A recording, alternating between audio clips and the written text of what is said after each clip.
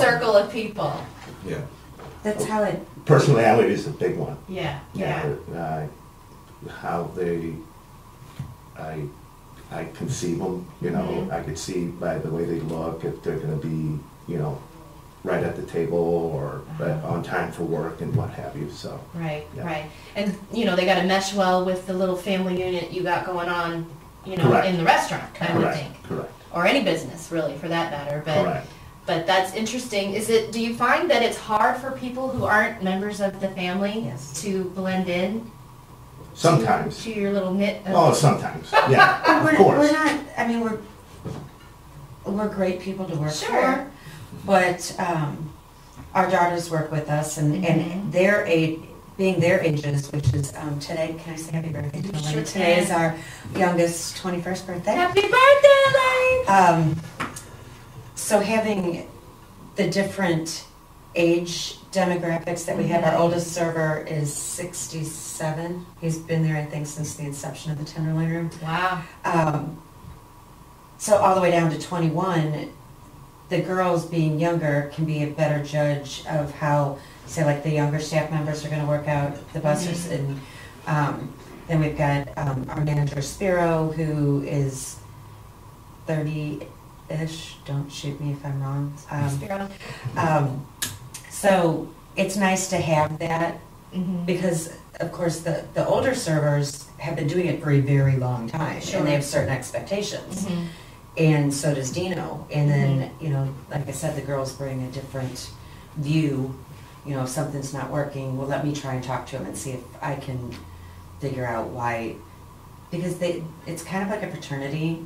The guys do haze the new employees. Yay.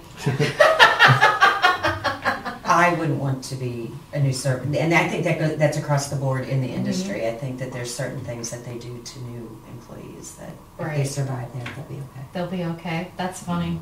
So what is it like growing up in the business, first of all? Let's start with that. What's it like growing up and you kind of know, okay, this is where I'm going to go work, and that's the way it is? How I was brought up, this is what's going to go on through your life to make $1. Okay. Basically, you're going to have to work constantly every day. So I said, okay, you're going to have no summer vacations. I said, okay. Oh, goodness. So actually, it wasn't that bad, but Right. Just seeing the, you know, starting from the back of the kitchen to the front of the house, you could, you know, I was learning, you know, so. And you liked it? And I liked it. You always did? Correct. You never had that whole... There was a couple of times where, you know, it was like, no, do I really want to do this for the rest of my life? You know, Yeah. If you were working 80 going hours to a be week. a chef, what would you be, do you know?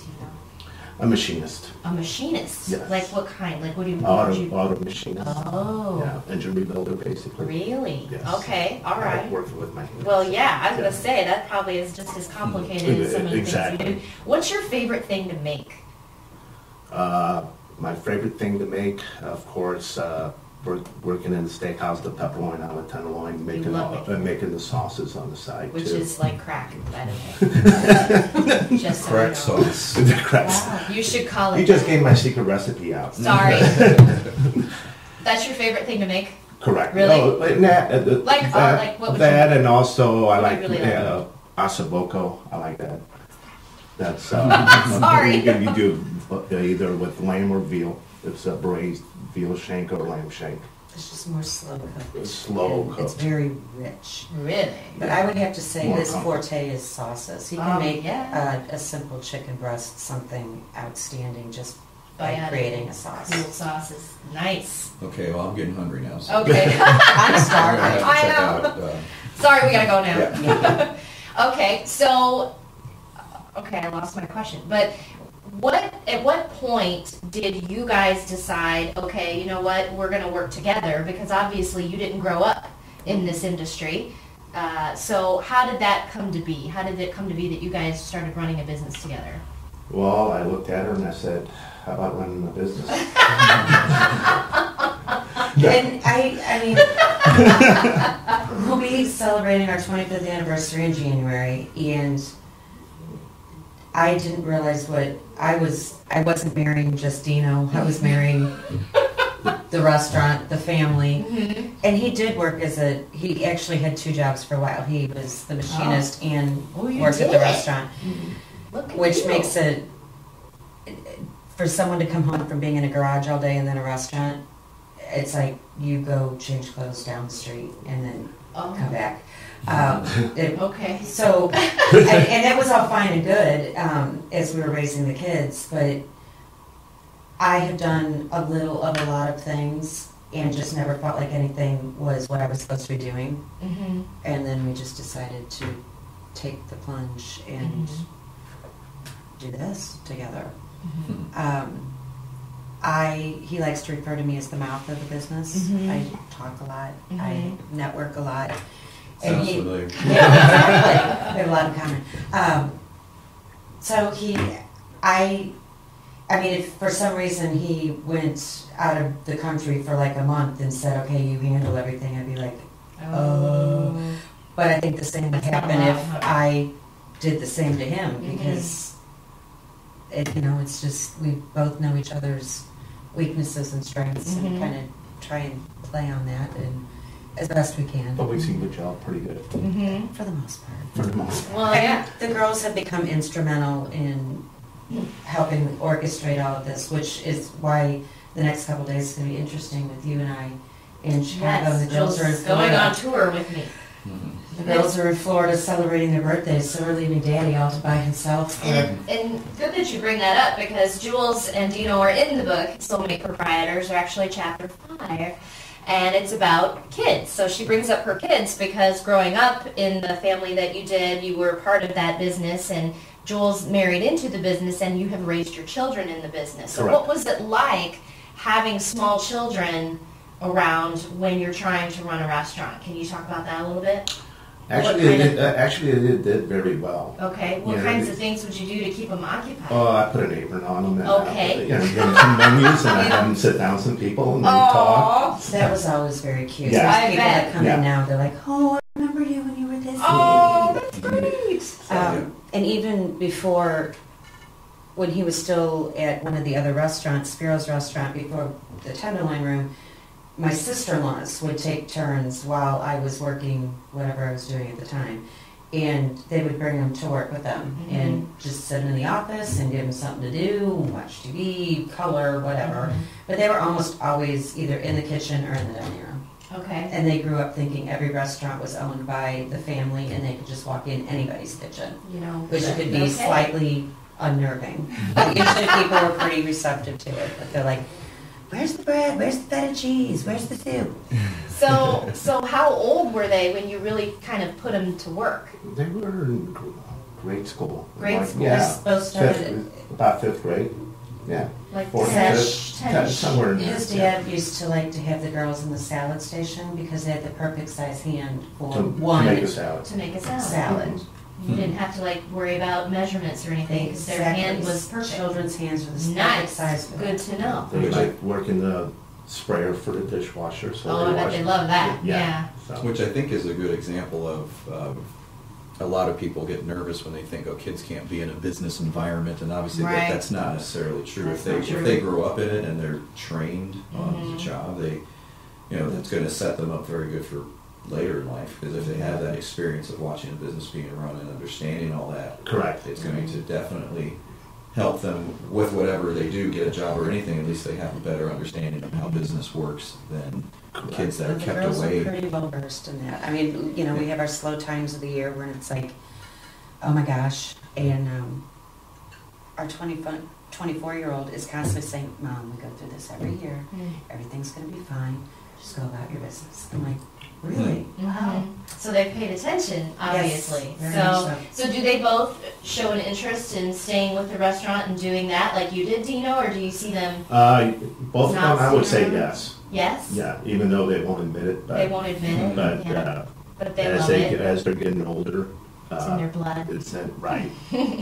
Well, I try to stress them too that this is something that not too many other people your age have. Right. Having your family in the restaurant business and you work in it, but it's like a stepping stone. You could still go out and do something else, but if that doesn't work, Mm-hmm. you could always have something to fall back on, and they seem very lucky on that, so. So, growing up in it and then having your own kids in it, and this is always kind of what's going on, I know that I talk about this in the book, and in some instances you gotta step away and have a little downtime from it. So how do you do that as a family? How do you step away from all things restaurant and do something that's not that, just to be a family? Or does that happen? It will be happening, since both the girls have been working full-time there. We haven't been able to sit down to have dinner together unless we eat there. Right. But this July, we are taking 4 days and going to Florida. All four of you. The four of us and his sister and her family and some other relatives. So it's going to be a family weekend. Wow. We're excited about it. So when's the last time you did something like that? I think when Mary was 13 and Eleni was 10. Okay. It's been that long? Okay, maybe not. Time flies. It's been a long time. Yeah. So, especially because Mary is pretty much, we consider her a manager. So when we go away to keep our sanity. Sure. So this is, again, the first time in a long time that, and they miss it. I mean, they, as a family unit, we're pretty tight. Sure. So that's a blessing. But I love that they definitely both inherited their father's work ethic. I'm not saying I love to work, but I like to have fun as well. And it's nice that we can combine. I have fun at the restaurant, and what I do for the restaurant is fun. But they're very, very hard workers.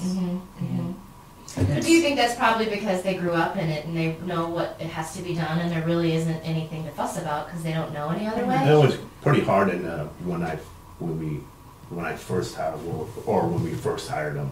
They, he said, well, it's our place, we could do that. One of those things. Yes. Well, when you walk through these doors, and I told them this, and they said, see their faces to the day. I mean, Nerl was crying, you're an employee. Yeah. So I could still fire you if you don't. Wow. And So then, they of course, really- I turn around and rehire them. No, but they really understand what it takes. So as a couple, running, what are some of the biggest challenges that you had as a couple running a business together? Well, there are moments where we want to go at each other because she might have made a business decision without, confronting me, or vice versa. So we've worked on that. So now we always have our little meetings. Try to, once a week. Once a week. Right. Okay. We talk about. Besides the girls, then we talk about, okay, what can we do to improve in the restaurant as far as marketing or advertising or And you recommend menus. that once a week? We try, like I said. Sure, it's good to sit down to see where we're at, and what we could improve on, So. Now, do you do those meetings at the restaurant, or do you try to be off site? No, if we do them at the restaurant, I won't be looking at her eyes. I'll be looking at something you else. gotta do. Right, exactly.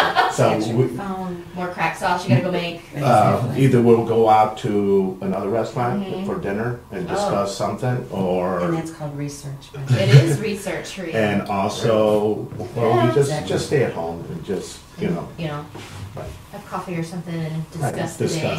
Right. Yeah, I recommend that. We used to have like donuts at our business meeting because we came from corporate worlds. There was always donuts, when you had the company meeting. So I haven't done that in a really long time. I haven't used the donut thing, but usually I lure in with food. But that's kind of, when you would be in that setting, that's what you would do. You would have, food brought in for the company meeting. Correct. And assess. And I always recommend people have those meetings, and I think they're very important. It's just because you're married to the person you work with doesn't mean you shouldn't have a meeting. Exactly. Yeah. Because I would think there's a lot of times where you don't have the time to talk about any of that kind of thing because you're so busy working. Well, we probably talk on the phone at least 6 or 7 times a day. Oh, sure. Oh, yeah, definitely. But it's not But it's not not the as same. productive Right. as You need an agenda, and you know, certain things you know you need to get done. So, Correct. yeah. So, okay, so some of those things that you ran into in the beginning, those, you know, how did you overcome those challenges that you were just telling me about? Did you have to, like, you know, have a big come to Jesus meeting, or did you just sit down and